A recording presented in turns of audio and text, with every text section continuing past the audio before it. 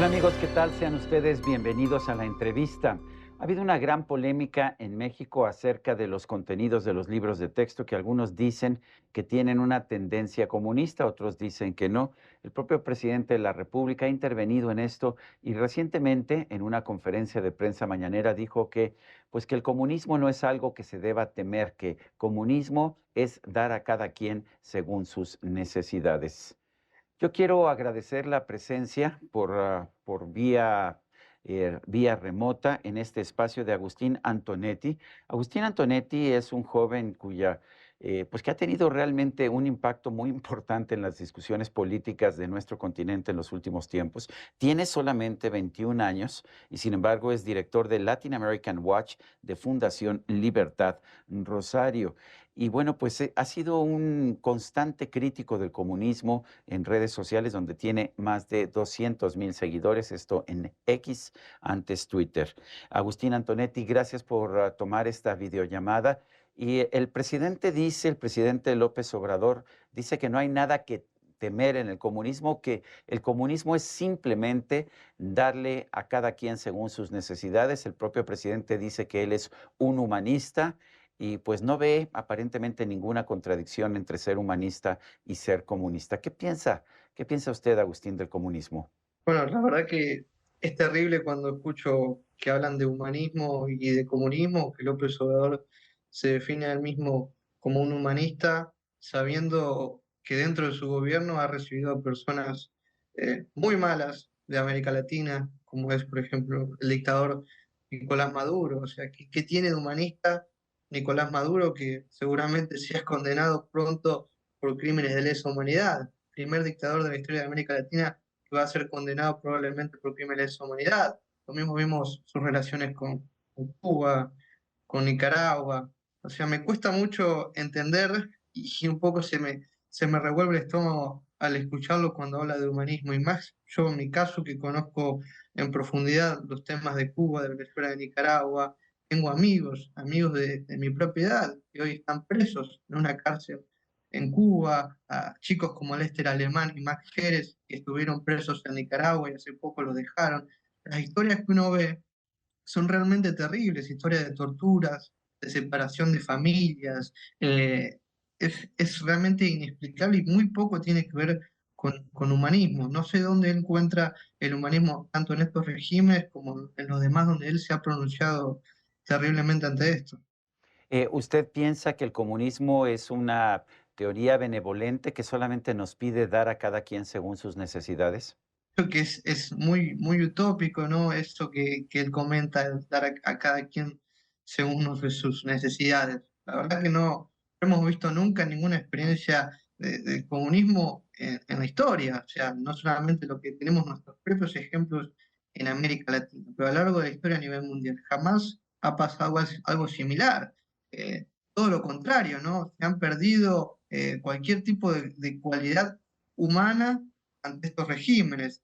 Han sido castigos, torturas, persecuciones, genocidios, y lo vemos, como te digo, acá en América Latina. ¿Cuáles necesidades? Hay necesidades, hay muchas en Cuba, por ejemplo. En Cuba hay muchas necesidades, hay gente que pasa hambre, que está en la miseria total, y jamás se le ha resarcido de alguna forma ese tipo de necesidades. Yo no sé dónde lo ve él este tipo de comentarios que hace, ¿no? Y hablando de necesidades, yo me imagino tengo algunos amigos en La Habana, que si yo les muestro algunas de las fiestas de Juan López Obrador, creo que no sé, ni siquiera imaginarse de cómo podrían llegar a cumplir algo similar. Así que me parece muy utópico y además un poco hipócrita de su parte, porque siempre habla de humanismo, de dar a quien lo que merece, o primero a los pobres, como él dice. Si vemos la historia con regímenes comunistas como el de Stalin en la Unión Soviética o el de Mao en China, vemos que los dos tuvieron decenas de millones de muertos por hambre cuando trataron de colectivizar las granjas privadas. ¿Cuáles son las lecciones que nos da esa historia? Bueno, eso es terrible, porque si vemos, por ejemplo, el caso de Mao en China, hablamos de millones de personas muertas, o casos como la Unión Soviética, el Holodomor que ocurrió en Ucrania, millones de personas muriendo directamente de hambre. Ha sido experiencias muy terribles en la historia de la humanidad que realmente deben ser duramente condenadas. Y por eso a uno le hace mucho ruido cuando ve a personas como López Obrador, alguien tan importante como es presidente de México, hablar esto con tal liviandad. No sé si él no sabe la historia o la quiere desconocer a propósito, pero son millones de personas que han muerto, son millones de experiencias, millones de familias que lo pueden contar. Y no lo puede decir con tanta liviandad cuando sabemos que han muerto tantas millones de personas a lo largo del mundo. Y no hablamos solamente de la Unión Soviética, China, Camboya, lo vemos en Corea del Norte, lo vemos en nuestros propios países de América Latina que hoy están en este tipo de dictaduras. Por ejemplo, son millones, tenemos varios años en la historia de la humanidad con experiencias que han fracasado completamente. No solamente el presidente López Obrador, muchos activistas políticos latinoamericanos nos dicen que Fidel Castro fue un gran patriota en Cuba que defendió la dignidad de la isla de Cuba frente al imperialismo yanqui. ¿Qué visión tiene usted, Agustín? Eso eso es muy duro para mí escucharlo, más que nada por muchos amigos cubanos que realmente han perdido toda su vida en, en Cuba, que hoy están afuera. Tengo amigos activistas de mi edad, por ejemplo, el caso de un chico que se llama Artil Lerena, que estuvo más de 4 o 5 años sin poder ver a su madre, porque el régimen no lo dejaba volver a juntarse. Historias como ahora mismo Luis Manuel Otero Alcántara, que está preso en una cárcel en Cuba, lo mismo Michael Osorgo. Eh, Son miles de familias que han sido completamente destruidas por ese régimen de Fidel Castro, asesinatos en masa, recordemos las ejecuciones. Uno no lo puede creer. No es hablarlo solamente con personas de afuera, o sea, es preguntarle a los propios cubanos. Lo más interesante de esto es que la mayoría de las personas que defienden a Fidel Castro, ninguna es cubano. La gran mayoría de los cubanos lo repudian profundamente. Obviamente, nunca lo vas a escuchar decir a alguien que esté dentro de la isla porque saben que el castigo es al instante. Son años de cárceles, torturas, pero es casi imposible encontrar un cubano que haga de Fidel Castro. La gran mayoría son tristemente personas de afuera que nunca han vivido en Cuba y que tienen esa poca simpatía a lo que han sufrido miles de personas. Hoy en día, 11 millones de personas en Cuba que prácticamente viven en un país cárcel. Agustín, ¿cómo se convirtió usted en un activista? Tiene apenas 21 años, sin embargo, tiene 200,000, más de 200,000 seguidores en Twitter. Yo mismo soy uno de esos seguidores, siempre me ha asombrado pues la puntualidad de sus comentarios, además el tipo de impacto que tienen con decenas de miles de vistas, pero además también de de comentarios, de likes por parte del público. ¿Cómo se convirtió usted en un activista a una edad tan joven? Bueno, en mi caso viene justamente con un viaje que hice a Cuba, cuando era muy chico, tenía 15, 16 años, que fue un viaje normal que hice con mi madre, y ahí conocí a muchos chicos de mi propia edad y compartir la experiencia de cómo era vivir en Cuba. De hecho, también lo que era ver la diferencia de esa comparación entre lo que era vivir un joven en Argentina y lo que era vivir un joven en Cuba, ver el miedo un poco. También conocí muchas personas en ese momento cuando yo fui a Cuba, apenas arrancaba esto de la conexión a internet, daban unas tarjetitas de 1 hora para ingresar, era muy precario, ¿no? Y ahí conocí, hice muchos amigos, después pude intercambiar varios mails.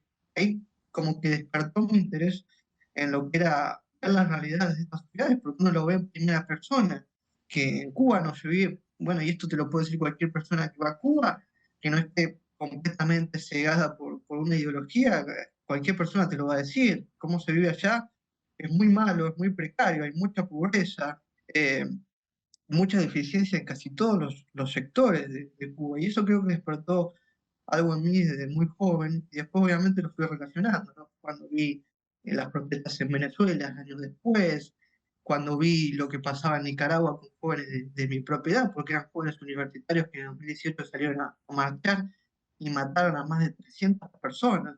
Eso fue por orden de Daniel Ortega. Creo que eso empezó a despertar mi interés, aunque creo que gran parte de mi crecimiento viene especialmente en dos lugares. En primer lugar, cuando a mí me amenazan del régimen cubano, cuando fueron las protestas de julio de 2021, el régimen saca un comunicado, me sacan algunas portadas incluso en el Grama, me dedican algunos canales, algunos programas en la televisión cubana, el único programa que ellos tienen de noticias en todo el país. Y después algunos comunicados que vienen justamente con esa protesta, porque el Foro de Sao Paulo me saca un comunicado y después eso también lo replica la Cancillería de Venezuela, en ese momento es Jorge Arraza, Diosdado Cabello también lo hace en su programa, y quien a mí me dedica una campaña de desprestigio es justamente Gerardo Nordero Hernández, que era el ex jefe de la red Avispa, que operaba en Estados Unidos, jefe de la red de inteligencia, y hoy él es actualmente el jefe de los comités de defensa de la revolución. Y después algunos sucesos con el presidente de México, López Obrador, cuando a mí me acusa de ser el creador, fundador de Atlas Network en su mañanera, una empresa que ¿Qué se edad creó. tendría usted para haber fundado Atlas Network, Agustín? Porque Bueno, recuerdo que lo dijo el Atlas presidente Network, López Obrador. ¿Atlas Network sí, lleva qué, 20, 30 años? se creó 20 años antes que yo naciera, Ah, y él bueno. dijo que yo la fundé. Así que soy un super, un superpoder que tengo de Antes de fundar nacer ya 20 había años antes. fundado esta organización. Increíble. Ahora bien, ¿son regímenes comunistas el de Cuba, el de Venezuela y el de Nicaragua? ¿Son iguales o son distintos? Bueno, yo creo que viene todo primero y principal de una copia, que creo que Cuba es la madre de las otras dos dictaduras de Venezuela y Nicaragua, porque si vemos el caso de Venezuela, Hugo Chávez seguía mucho por Fidel Castro para construir ese régimen en el país, y no solamente en lo que tiene que ver con el control político, sino también en lo que tiene que ver con los métodos de represión. Porque si vemos los métodos de tortura que se han utilizado en las cárceles del SEBIN o el helicoide, que hoy en día es el centro de torturas más grande de América Latina, las tácticas han sido utilizadas y enseñadas por el régimen cubano, especialmente por el G2, que es el organismo de inteligencia que tiene Cuba. Y esto está probado cuando se hacen las comparaciones, hay un montón de estudios y reportes ante organismos de derechos humanos. Las torturas y los métodos de persecución en Venezuela se han copiado del G2 cubano. Y lo mismo pasó en Nicaragua. O sea, hay una conexión total. La madre de estas dictaduras es sin duda el régimen cubano, que le ha de una forma transmitido el método de control político para terminar con adversarios, y también el método de control en la represión. Es algo que igualmente, si lo ponemos en una constitución mucho más amplia, hay que decirlo que gran parte de las personas del G2 cubano han sido formadas por la antigua KGB de la Unión Soviética, en distintas colaboraciones. Hoy por hoy hay una correlación un poco no tan estrecha como en ese momento, pero gran parte de sus agentes, lo digo por ejemplo el caso de Gerardo Nordero Hernández, que hace la campaña a mí, era una de ese tipo de personas que hoy era gente de la red avispana de Estados Unidos, en esa red de inteligencia, y muchas de esas personas que han formado el G2 se han formado directamente en la KGB. Por eso, para mí, la madre de todas las dictaduras de América Latina es sin duda Cuba. Es como la cabeza de la serpiente, por decirlo de alguna manera. Es quien ha dado la orden y quien ha entrenado perfectamente a esa dictadura, y quizás es la que nosotros debemos concentrarnos, sin obviamente dejar de lado lo que va a pasar en Venezuela y Nicaragua, y mucho más ahora, por lo pronto, en Venezuela, que a mí me preocupa mucho, que es el caso de María Corina Machado. Ujú. Pues yo quiero agradecerle a Agustín Antonetti, activista, director de Latin American Watch de Fundación Libertad de Rosario en Argentina, de 21 años y sin embargo, pues ya un activista político muy escuchado y muy reconocido en toda América Latina. Agustín, gracias por conversar con nosotros. No, muchas gracias a vos, Sergio, un placer. Gracias. Y a usted, amigo, que al vernos y escucharnos hace posible este programa, se lo agradezco también. Esto es todo por hoy, pero no se le olvide. Nos vemos la próxima.